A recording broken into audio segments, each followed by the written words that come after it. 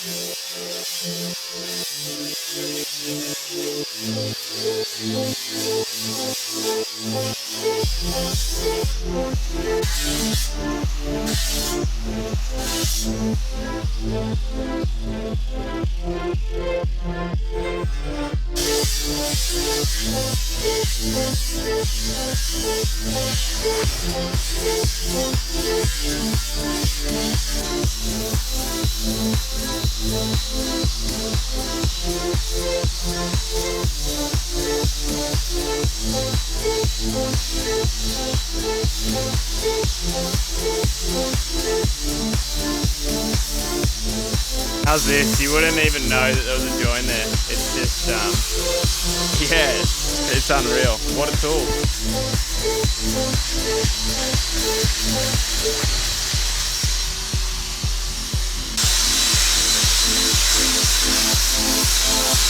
Just finished polishing this one up and Stacey's gonna lay some dimes on it.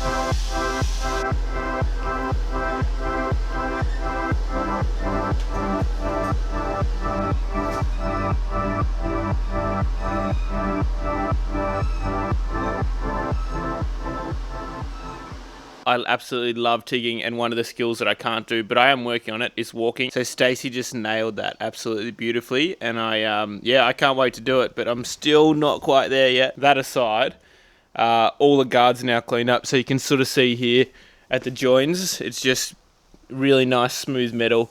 So we use this pipe linisher, polisher, whatever you want to call it, and cleaned up all the joins. So these are the front guards, and they're now ready for paint. Also, while we were at it, we cleaned up the rear guards on the tray. So these are now ready for paint as well. Same thing again. So to get the bulk of the material off, we used a grinder with a sanding disc and backing pad. And then we used the pipe polisher to sort of get this nice smooth finish. So we did it on all four corners. Today we're cleaning the tray. So it's actually quite a big job. I've got my 90-year-old grandfather here helping me. I want to weld in these tie-down points. I want to make this a hinged flap, and that's purely for access. I don't think I've explained it in any other videos, but basically just fuel system and water tank access. And I've got to weld on some zip tie mounts as well.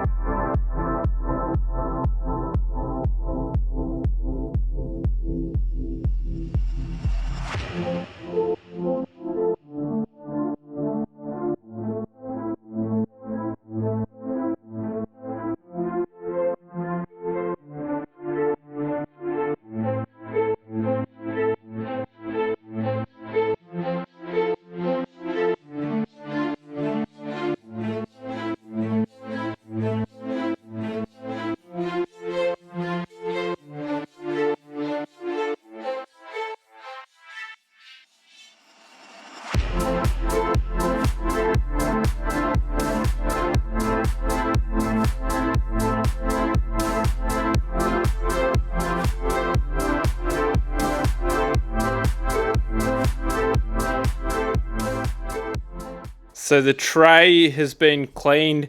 All the corners have been cleaned up. Everything's been wire brushed. Have a look at this. So it should come up nicely. after paint. Daz came and helped me smooth out the corners, and he did a really good job. He's a magician with the flappy disc. And then I've just welded these in today, so these are my tie down points. Every tray needs tie down points, otherwise it's pretty much useless in my opinion. Don't take that to heart. So I've got 6 of these in, and they're designed to be bolted in, but I've just welded them in and made them nice and sealed, nice and permanent, and nice and strong. Welding's easier than drilling also. And then we've got my hatch, my pure access hatch. So I just welded 2 hinges down, and I've got 2 of these. Now, I am putting a canopy on this tray, and I'm pretty sure it's going to have a subframe underneath. Look, I'm a fair few months off from building a canopy, and I haven't designed it.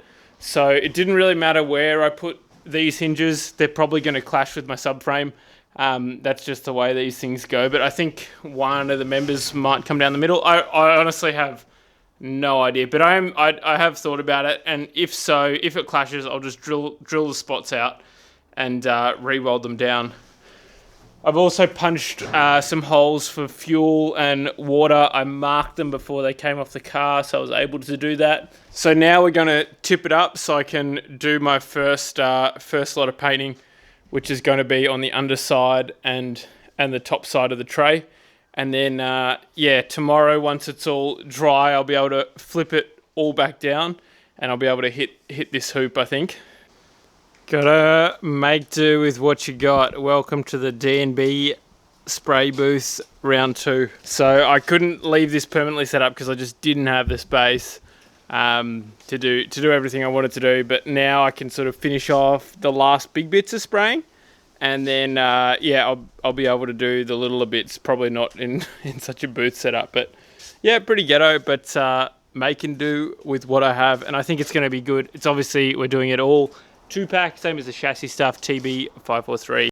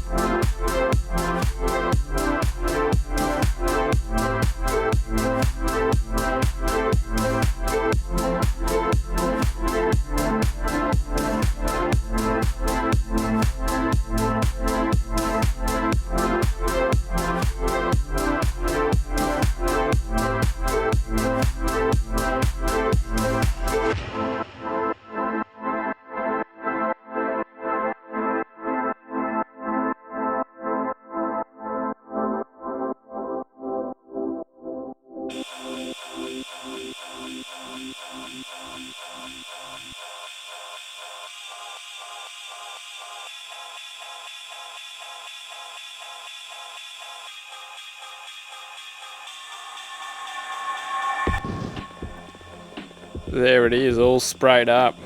So we'll give it sort of 12 plus hours before we tip it over, just so we don't leave any marks on it at all. Flip the tray over and we're good to paint on the back side. Now I have welded on a bunch of zip tie mounts underneath and on this as well for my breathers, and you'll get to see that when I plumb the fuel system and put an episode out on that. So now I've just got a fair bit of painting to do and touching up to bits that I couldn't get when it was sort of on its backside. So I'm going to go ahead and do that all now.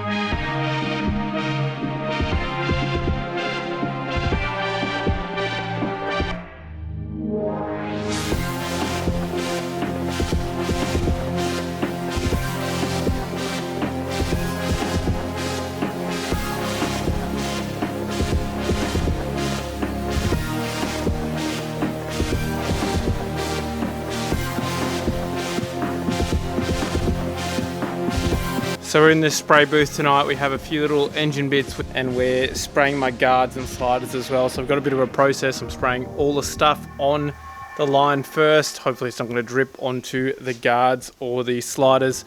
The guards and the sliders I'm going to have to flip around and sort of do like a 2-op and spray in about 12 hours time. So yeah, let's get into it. So this is sort of the last lot of spraying that I'll do until the car's pretty much fully assembled. Now there are a whole bunch of parts like door handles that I'm just not quite sure what color to go. So I'm just going to wait until the car's assembled and then I'll make a call on that. So I've got to do a little bit more spraying, but yeah, this is definitely the last of the big stuff.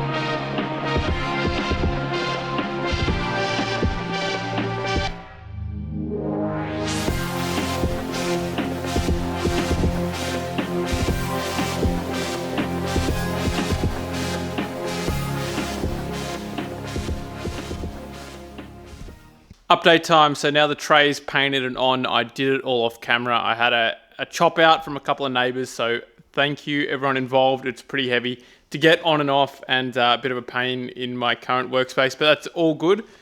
So the tray's on. Let's finish off the rest of the engine stuff and then we can put the cab on. Maybe, just maybe, it's been sitting out of frame over there for a very long time, so we get to put it all together today. So the engine's pretty much at the point where you saw it last time. I might have added a few things like these braided lines.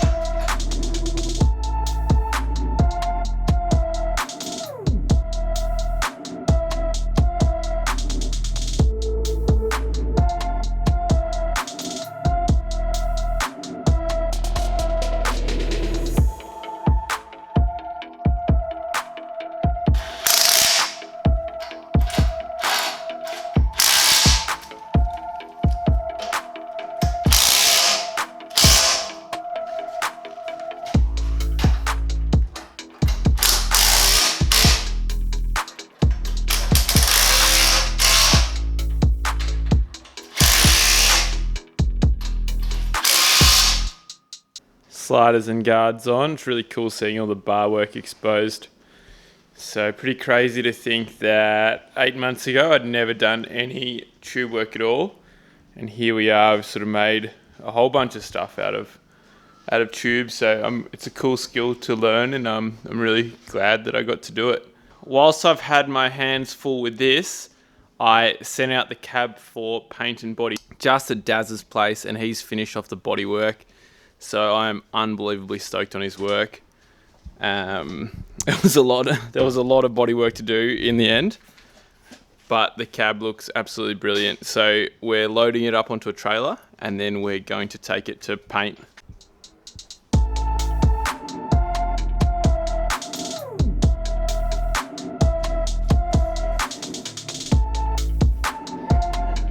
So So we're at Shannon's now in the booth and everything's gonna get sprayed here. So Shannon's gonna rub it all back and then do the paint job. So can't wait to see what it looks like. So I had two really talented people working on this. So shout out to Daz at Rexy's Short Wheelbase on Instagram and Shannon Tough Escort on Instagram. So Daz did the body, Shannon painted it, and I'm just so stoked with their work. I really haven't outsourced much on this build, but I did decide to outsource the body and paint. Bodywork's one of those things and paint for that matter, you want to get right, and these guys are really talented in what they do. So the color is sandy taupe, and it doesn't really look sandy in this light. It definitely looks a bit more beige, but once it gets out in the sun, it's all going to change a little bit. So I got the floors wrapped on the inside and then the underside as well. So why did I do that? This is a really nice hardy paint and it's going to give the floors a bit of protection. They are really thin sheet metal after all. It's painted in the Valspar TB543, which is a high gloss direct to metal Valspar. So it's actually only sort of a $250 tin of paint, not an expensive paint at all, and that's because this thing's going out in the bush and it's going to get scratched up and I want to be able to respray it pretty easily. So I guess it's a 2-pack and I'm just so stoked with the finish. I'm going to flash up a photo of the firewall if I'm organized. It's just chalk and cheese. How cool is this finish? Like, just a sensational job from Daz and Shan, and I'm just so stoked with it. The cab looks brand new again, so it's really cool to breathe some life back into it. I've got all the rest of the bits back as well. The roof's just sitting here, the bonnet as well. And once it's all together, I'll give you a proper look at the detail. So I was really lucky because Shannon and Daryl both have 4-wheel drives and they understand. So they wanted to do a good job, but not show car quality. Although in saying that, it really has come out as close to show car. It's just a phenomenal job. We'll block it all back before it goes to MotorX, but yeah, I'm just so stoked with the finish. It's definitely better than what I can achieve. There were dings all along here in the sills, and Daz has got them out, and he's done an amazing job with the doors. I can't wait to show you once they're all bolted up. Today's an excellent day because I get to put the cab onto there for one last time. Hopefully actually one last time, because it is a pain once it's all wide to take off. So yeah, we're going to go ahead and do it today. Hopefully we can get it on there without damaging it.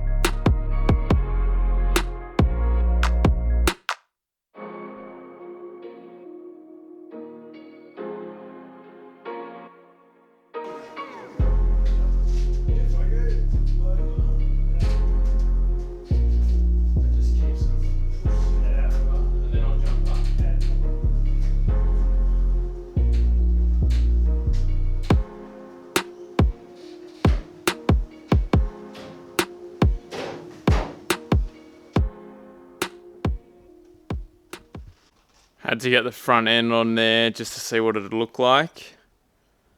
Yeah, I'm pretty happy.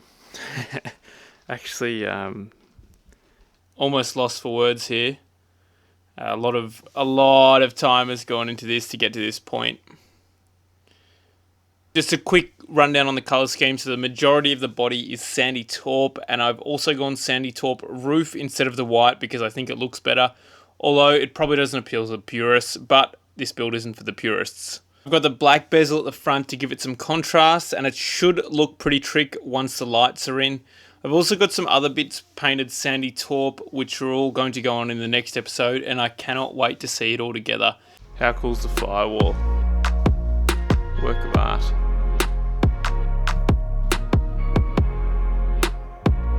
There's still a lot of stuff that needs buttoning up, and I think we're going to split it over a few episodes. Shout out to anyone that's come down and lent a hand in my shed lately. I cannot thank you enough, and I wouldn't be here without you. That brings us to the end of the episode. Let me know what you think of the color scheme in the comments. I had a few suggestions from you guys to paint it some pretty rare colors, including the skyline purple, which would have been cool. The sandy taupe definitely isn't unique, but it is a Land Cruiser color. If you like this content and enjoy following along with the build, don't forget to hit a like and subscribe. Cheers.